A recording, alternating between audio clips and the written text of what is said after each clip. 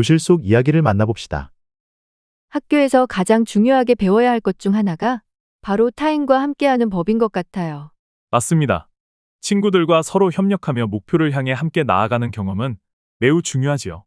이 시기 협력 활동은 학생들이 타인과의 소통과 상호작용을 통해 대인 관계 능력을 향상시키며, 또한 학생들은 다양한 의견을 나누고 결정 과정에 참여하며 민주적인 의사결정 능력을 기를 수 있습니다.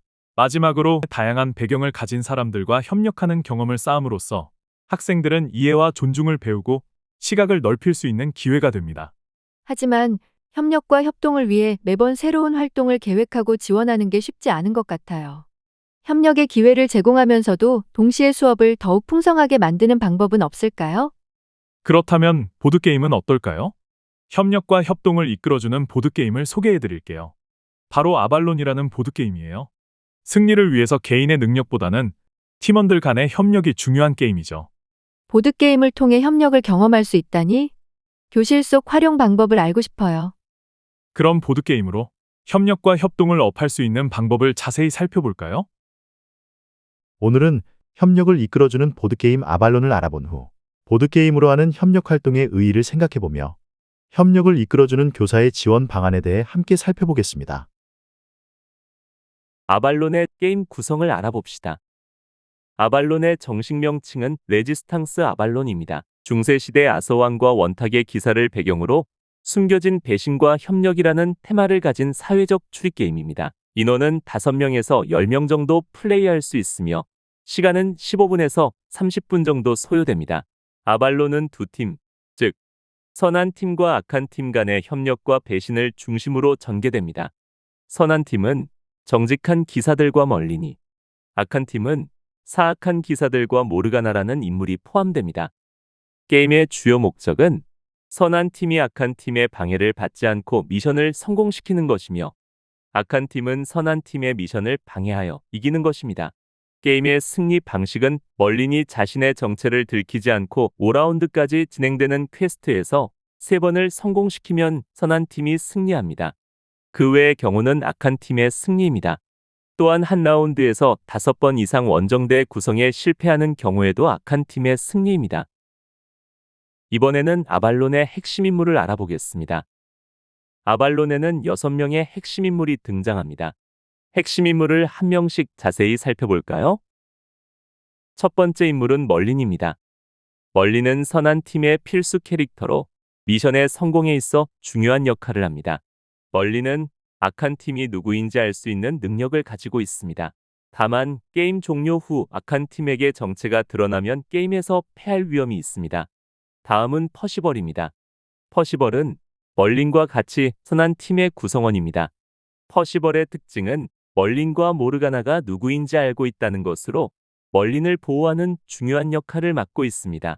하지만 악한 팀에 모르가나가 포함되면 퍼시벌에게는 모르가나 또한 멀린으로 보이기 때문에 멀린과 모르가나를 잘 구별하는 것이 필요합니다. 이번에는 악한 팀 암살자 엠버를 알아볼까요? 암살자 엠버는 악한 팀의 핵심 캐릭터입니다.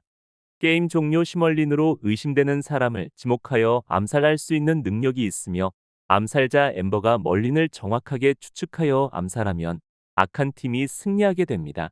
따라서 암살자 엠버는 멀린을 추측하는 것이 중요합니다. 모르가나 역시 악한 팀입니다. 선한 팀의 퍼시벌에게는 멀린으로 보여 퍼시벌이 멀린을 잘못 추측하도록 유도할 수 있습니다. 따라서 모르가나는 퍼시벌이 자신을 멀린으로 오해하게 하여 게임을 복잡하게 할 수 있습니다. 단, 모르가나는 오베론이 누군지 알 수 없습니다. 오베론은 악한 팀의 구성원이지만 자신 이외의 악한 팀이 누구인지 알 수 없습니다. 같은 팀원을 알 수 없이 고립되어 있기 때문에 같은 악한 팀의 팀원을 선한 팀으로 잘못 파악해 아군을 견제하기도 합니다. 이렇듯 악한 팀의 캐릭터임에도 선한 팀을 유리하게 만들어준다는 특징이 있습니다. 마지막으로 모드레드 또한 악한 팀의 구성원입니다. 선한 팀인 멀리는 악한 팀이 누구인지 정체를 모두 알 수 있는 능력을 가지고 있음에도 불구하고 모드레드의 정체는 알 수 없습니다. 모드레드는 악한 팀의 승리를 돕기 위해 게임 내내 멀린이 잘못된 사람을 추측하도록 유도할 수 있습니다. 아발론의 게임 방법을 살펴볼까요? 아발론은 사회자의 안내에 따라 게임이 진행됩니다. 모두 눈을 감아주세요. 오베론을 제외한 악한 팀만 눈을 떠서 서로를 확인하고 다시 눈을 감아주세요. 악한 팀은 엄지손가락을 들어주세요. 멀리는 눈을 뜨고 악한 팀을 확인하세요. 이제 모두 눈을 떠주세요.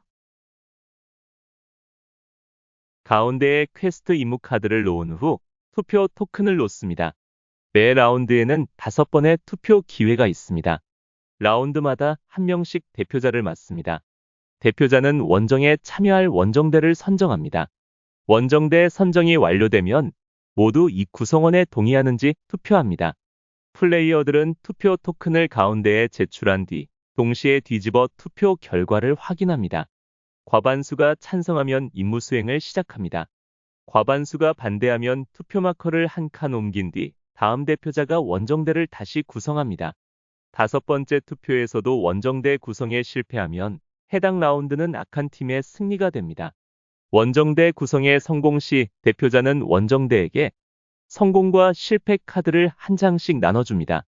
원정대는 선한 팀이라면 원정 성공을, 악한 팀이면 성공과 실패 중 하나를 선택합니다.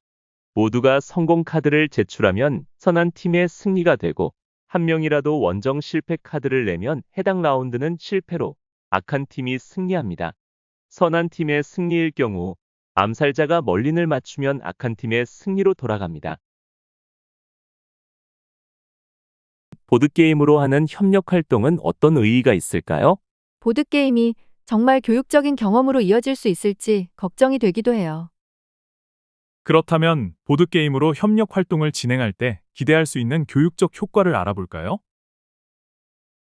보드게임을 통한 협력 활동은 학생들이 다양한 사회적 능력을 발전시킬 수 있는 기회를 제공합니다.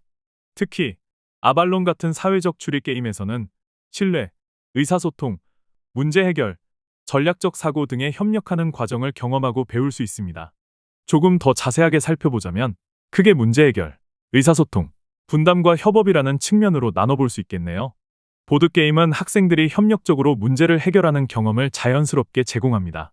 게임에서 승리하기 위해서는 단순히 개인의 능력만으로는 한계가 있기 때문에 집단 내에서 역할을 분담하고 각자의 능력을 발휘하며 공동의 목표를 이루기 위한 협력이 필요합니다.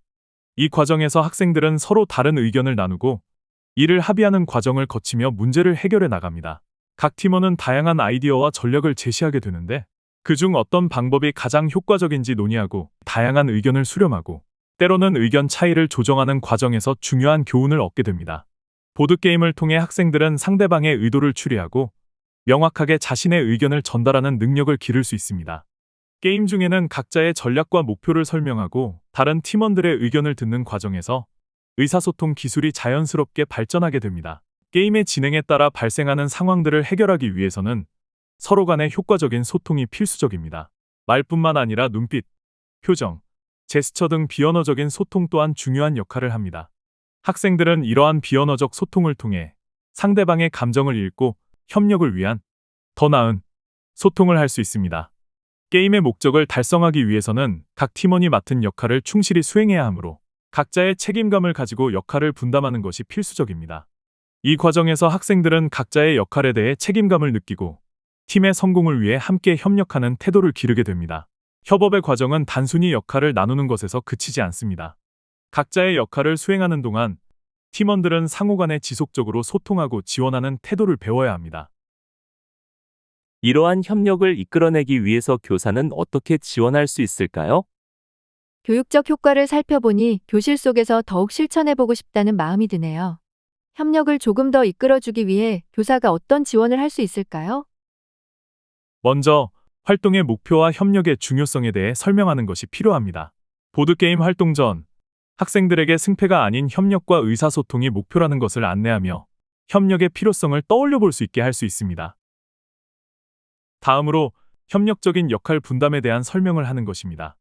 협력의 측면에서 게임의 방향을 고민해보며 서로 정보를 공유하고 협력할 수 있는 기회가 되도록 격려할 수 있습니다. 보드게임 중 교사의 중재 또한 중요한 지원입니다.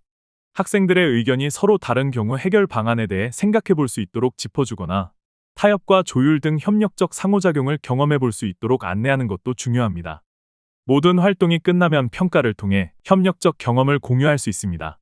협력이 잘 이루어진 순간이나 더 필요했던 순간을 떠올리며 반성적 사고를 할 수 있도록 지원하거나 보드게임에서 경험했던 협력을 이후 학교 생활에 접목해 볼 수 있도록 질문을 던져볼 수 있습니다. 오늘의 연수 내용을 돌아볼까요? 오늘 함께 살펴본 아발론 보드게임을 통해 학생들에게 협력의 중요성을 어떻게 전달할 수 있을지에 대해 깊이 생각해 보았습니다. 협력은 단순히 게임 속에서만 중요한 것이 아니라 학생들의 사회성 증진, 민주시민 의식, 글로벌 인재로 성장하는 데 필수적인 역량입니다. 교사는 학생들이 협력적 문제 해결, 의사소통 기술 향상, 분담과 협업을 자연스럽게 경험할 수 있도록 이끌어야 하며 이를 위한 발문을 활동 전, 중, 후에 적절하게 활용할 수 있습니다. 이제 교실에서 아발론과 같은 협력적 활동을 어떻게 효과적으로 적용할 수 있을지 고민해보며 여러분의 수업에서도 협력적 경험을 더욱 풍부하게 만들 수 있는 방법들을 찾아 나가시길 바랍니다. 모두 수고하셨습니다.